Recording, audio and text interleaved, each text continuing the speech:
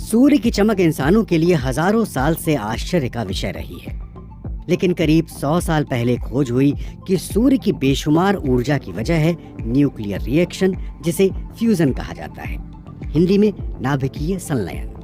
अगर धरती पर उसी तरह का फ्यूजन कराया जा सके तो बहुत कुछ बदल सकता है। दुनिया भर के लोगों को बेशुमार ऊर्जा मिल सकती है। बीते करीब 100 साल से फ्यूजन कराने की कोशिश जारी है। करीब 50 साल से दावा किया जा रहा है कि ये लक्ष्य अगले कुछ दशक में हासिल हो जाएगा। इस साल फरवरी में इंग्लैंड के वैज्ञानिकों ने दावा किया कि वो 5 सेकंड तक ऐसा करने में कामयाब हो चुके हैं। तो इस हफ्ते दुनिया जहान में पड़ताल इस सवाल की कि क्या न्यूक्लियर फ्यूजन हमारी ऊर्जा संकट को हमेशा के लिए खत्म कर सकता है। इस सवाल का जवाब तलाशने के लिए हमने कुछ एक्सपर्ट से बात की। पार्ट 1, फ्यूजन क्या है? आसान शब्दों में कहें तो न्यूक्लियर फ्यूजन वो प्रक्रिया है जहां 2 या उससे ज्यादा परमाणुओं के साथ आने से एक परमाणु बनता है। इस प्रक्रिया में बड़े पैमाने पर ऊर्जा निकलती है। हमारे पहले expert Red Allen South Eastern Louisiana University में फिजिक्स के एसोसिएट प्रोफेसर हैं।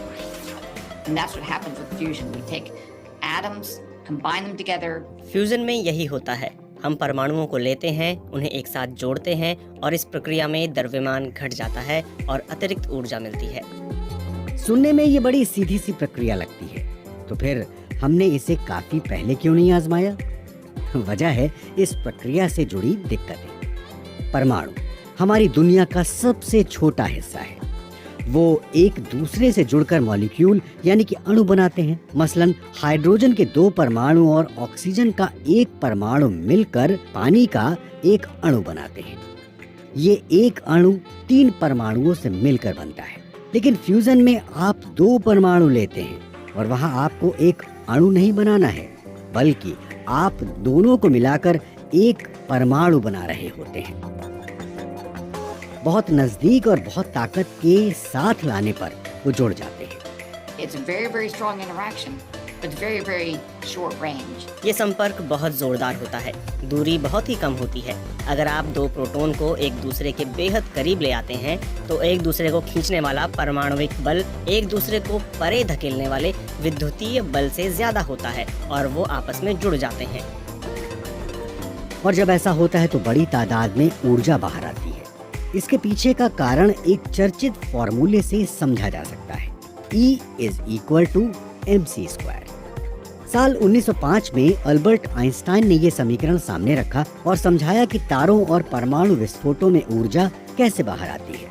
ये समीकरण हमें बताता है कि परमाणु के वजन में हुई कमी ऊर्जा में तब्दील हो जाती है। If I take low mass atoms and combine them together. इसे ऐसे समझें कि अगर मैं कम द्रव्यमान वाले परमाणु लेता हूँ और उन्हें एक साथ जोड़ता हूँ तो तैयार प्रोडक्ट का द्रव्यमान शुरुआत के मुकाबले कम होगा। न्यूक्लियर फ्यूजन में हम ऐसा ही करते हैं। हम ऊर्जा पाने के लिए चीजों को साथ में जोड़ते हैं।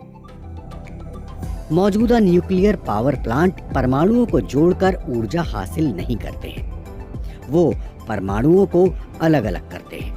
परमाणुओं को अलग करने की प्रक्रिया फिजन यानी कि विखंडन कहलाती है। इसमें भी द्रव्यमान में कमी आती है और आइंस्टाइन का फॉर्मूला यहाँ भी लागू होता है। न्यूक्लियर पावर प्लांट में विखंडन कराना फ्यूजन के मुकाबले आसान है, लेकिन कुछ चुनौतियाँ भी हैं। Problems with nuclear fission, which we have a lot of. Nuclear fusion के साथ कुछ दिक्कतें जुड़ी हैं। हमारे पास जो न्यूक्लियर पावर प्लांट है उनसे काफी ऊर्जा हासिल होती है, लेकिन जब आप ज्यादा द्रव्यमान वाला परमाणु लेते हैं और उसे तोड़ते हैं तब आपके पास बचे हुए टुकड़े होते हैं। वो सिर्फ रेडियो एक्टिव ही नहीं होते, वो रासायनिक रूप से भी सक्रिय होते हैं। उसे हम परमाणु कचरा कहते हैं। फ्यूजन के साथ चुनौती प्रक्रिया को चलाए रखने की होती है। इसका कचरा भी रेडियो एक्टिव नहीं होता या फिर सीमित रेडियो एक्टिव होता है। फ्यूजन में जिस ईंधन की जरूरत होती है वो भी आसानी से मिलता है। तो अब समझते हैं कि फ्यूजन की कहानी शुरू कहाँ से हुई। पार्ट 2, तारे की ताकत। साल था 1920। ब्रिटेन के एस्ट्रोफिजिसिस्ट आर्थर एडिंगटन ने कार्डियफ में करीब 1000 वैज्ञानिकों के सामने एक भाषण दिया। आर्थर एडिंगटन ने वहां जुटे वैज्ञानिकों को बिल्कुल नई बात बताई। उन्होंने दावा किया कि सूर्य की ऊर्जा की वजह है फ्यूजन। हमारी दूसरी expert Fatima Ebrahimi Princeton plasma physics laboratory से जुड़ी हुई हैं। He introduced that, in fact, light atoms उन्होंने बताया कि तारों में हल्के परमाणुओं का आपस में संपर्क होता है। फ्यूजन रिएक्शन के जरिए बहुत सारी ऊर्जा पैदा की जा सकती है। 1920 के दशक के शुरुआती सालों में ये बात सामने आई कि तारे अपनी ऊर्जा कैसे पैदा करते हैं। आर्थर एडिंगटन ने बताया कि सूर्य के अंदर हाइड्रोजन परमाणु इस रफ्तार से टकराते हैं कि वो आपस में जुड़कर एक नए तत्व हीलियम के परमाणु बना देते हैं। इस प्रक्रिया में क्षय होने वाला द्रव्यमान ऊर्जा में बदल जाता है। करीब एक दशक बाद ब्रिटेन के वैज्ञानिक अर्नेस्ट रदरफोर्ड ने सूर्य के भीतर होने वाले रिएक्शन को एक प्रयोगशाला में आजमाया। इसके लिए उन्होंने हाइड्रोजन के 2 अलग किस्म के परमाणुओं ट्रिटियम और ड्यूटेरियम का इस्तेमाल किया। Also, it took a while that experimentally the demonstration of a fusion fusion का प्रयोग के तौर पर प्रदर्शन किया गया। उन्होंने हाइड्रोजन के भारी सैंपल का इस्तेमाल किया। उन्होंने जबरदस्त ऊर्जा के साथ इन सैंपल की बौछार की। इस तरह से फ्यूजन हुआ। उन्होंने और उनके साथियों ने प्रयोगशाला में हीलियम और ऊर्जा पैदा की। लोगों के इस्तेमाल के लिए फ्यूजन के जरिए ऊर्जा पैदा करने के बारे में तब किसी ने नहीं सोचा था, लेकिन 1950 के दशक में सोच बदल गई। scientists started to think about producing energy. वैज्ञानिक फ्यूजन रिएक्शन के जरिए ऊर्जा पैदा करने के बारे में सोचने लगे। वो उत्साह बढ़ाने वाला दौर था। 1950 और 1960 के दशक में फ्यूजन के दिशा में काफी प्रगति हुई। इस प्रक्रिया के 2 हिस्से हैं, मशीन का डिजाइन कैसा हो और फ्यूजन हो सके इसके लिए हाइड्रोजन प्लाज्मा को तैयार करना। प्लाज्मा हाइड्रोजन परमाणुओं का मिश्रण है जिनका फ्यूजन कराया जाता है। रिएक्टर के अंदर वो बेतहाशा गर्म होते हैं, चारों तरफ बिखरे होते हैं। परमाणु एक दूसरे से बच के न निकले, वो टकराएं, उनका फ्यूजन हो और ऊर्जा मिल सके। इसके लिए डिवाइस पर पूरी तरह से नियंत्रण जरूरी होता है। इसे करने का तरीका ये है कि बड़ी चुंबकों के सहारे परमाणुओं को दिशा दी जाए और वो एक रिंग में तेजी से चक्कर लगाएं। 1950 में तत्कालीन सोवियत संघ के 2 वैज्ञानिकों आंद्रेई सखारोव और इगोर टैम ने एक डिजाइन तैयार किया जिसने ऐसे ही नतीजे दिए। इसे टोकामाक नाम दिया गया। They introduced it by this concept by saying you could produce fusion. उन्होंने ये सिद्धांत पेश करते हुए कहा कि आप चुंबक के इस्तेमाल से फ्यूजन करा सकते हैं। टोकामाक आइडिया के तहत आप चुंबकीय घेरा बनाते हैं ताकि गर्म आयनीकृत गैस प्लाज्मा इस दायरे में बंधा रहे।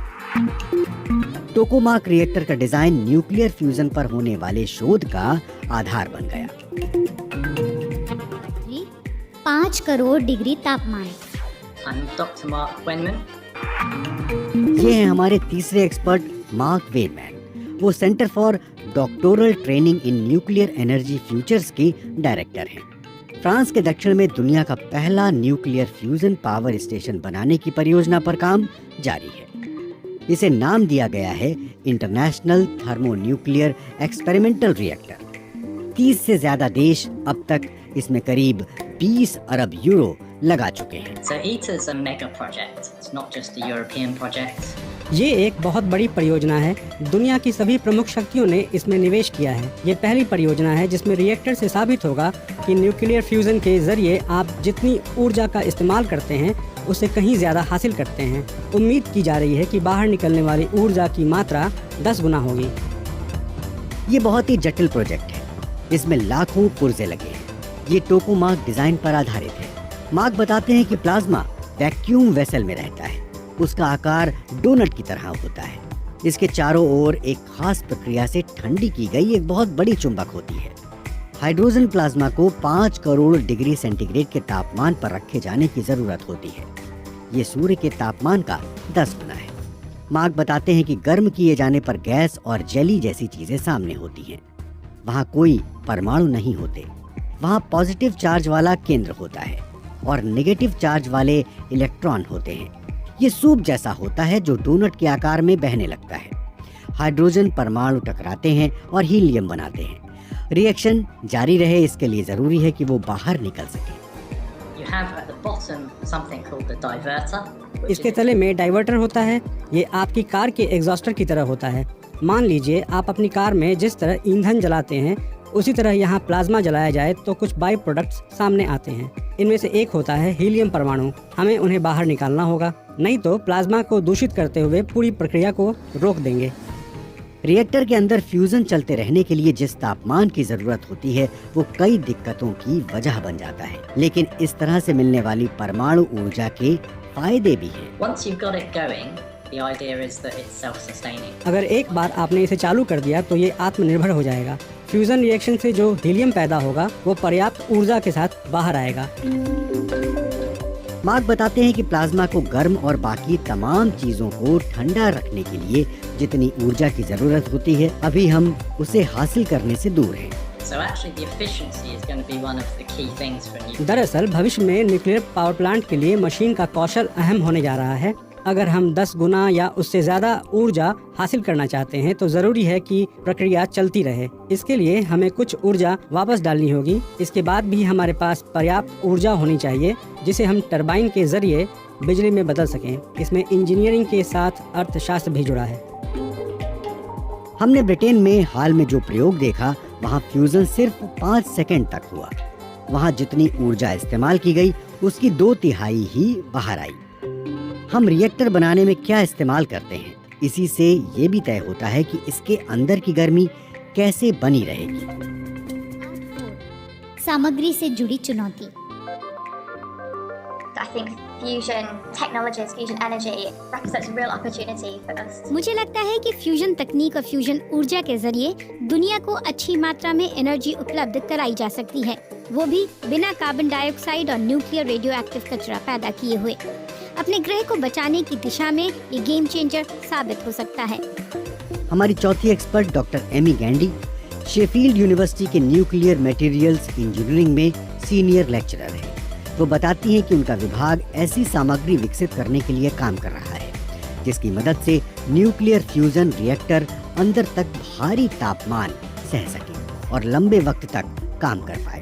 So what we're trying to do is develop materials that can withstand those conditions for a significantly longer period of time, ideally. हम कोशिश कर रहे हैं कि सामग्री उन स्थितियों में लंबे समय तक टिके ताकि आप फ्यूजन डिवाइस में एक किस्म की सामग्री डालें और वो डिवाइस ताउम्र ऑपरेट हो सके। रिएक्टर में ईंधन के रूप में हाइड्रोजन के जिन प्रकारों का इस्तेमाल किया जाता है उनमें से एक ट्रिटियम है। इसकी उपलब्धता कम है। हम जानते हैं कि फ्यूजन रिएक्टर में एक और तरह की हाइड्रोजन इस्तेमाल होती है, यह है ड्यूटेरियम। इसे लेकर हमारे Deuterium, luckily, is readily available and it's a known technology that we already. Deuterium आसानी से उपलब्ध है। समुद्र के पानी में ड्यूटेरियम निकालने की तकनीक पर हम पहले से काम कर रहे हैं। वैज्ञानिक और इंजीनियर इसका इस्तेमाल कर रहे हैं। मेडिकल डिवाइस में भी ये इस्तेमाल होती है। इसकी प्रक्रिया जानी पहचानी है। लेकिन फ्यूजन कराना मुश्किल है। ब्रिटेन में फ्यूजन रिएक्टर सिर्फ 5 सेकंड तक ही चल सका, लेकिन एमी बताती हैं कि फ्रांस के रिएक्टर के डिजाइन में महत्वपूर्ण सुधार किया गया है। The reason it was only 5 seconds is because the magnets they were using were just common. पाने का कारण ये है कि वो आमतौर पर मिलने वाले तांबे से बनी चुंबक इस्तेमाल कर रहे थे। ये 5 सेकंड बाद बहुत ज्यादा गर्म हो गई। भविष्य की फ्यूजन डिवाइस में सुपर कंडक्टिंग मैग्नेट का इस्तेमाल होगा। ये चुंबकीय शक्ति में इजाफा कर देती है और 300 से लेकर 500 सेकंड तक फ्यूजन। 500 सेकंड कम अवधि मालूम हो सकती है, लेकिन न्यूक्लियर फिजिक्स में ये अच्छा खासा वक्त है। फ्यूजन के जरिए ऊर्जा हासिल करने की दिशा में ये एक बड़ी उपलब्धि। लौटते हैं उसी सवाल पर कि क्या न्यूक्लियर फ्यूजन हमारे ऊर्जा संकट को हमेशा के लिए खत्म कर सकता है? हमारे एक्सपर्ट के मुताबिक इसके रास्ते में अभी जिनसे पार पाना जरूरी है। दिक्कतें डिजाइन से जुड़ी हुई हैं। ऐसा रिएक्टर बनाना जरूरी है जो उच्च तापमान को झेल सके और फ्यूजन की प्रक्रिया जारी रह पाए। ये लगता है कि आधुनिक तकनीक इन दिक्कतों को दूर, लेकिन हमें याद रखना होगा कि फ्रांस का रिएक्टर अभी पूरी तरह से तैयार नहीं हुआ है। एक बार ये कारगर साबित हो जाए तो लोगों को सप्लाई करने के लिए ऊर्जा उत्पादन के मकसद से दूसरे रिएक्टर बनाने, कोयले और तेल जैसे स्रोतों से ऊर्जा हासिल करते हुए कार्बन उत्सर्जन घटाने की जरूरत को लेकर चिंता बनी रहेगी। लेकिन फिर भी एक वास्तविक उम्मीद नजर आती है कि मौजूदा शताब्दी के दूसरे हिस्से में ऊर्जा उत्पादन के एक नए युग की शुरुआत होगी जो हमारी कई समस्याओं को हमेशा के लिए हल कर देगा।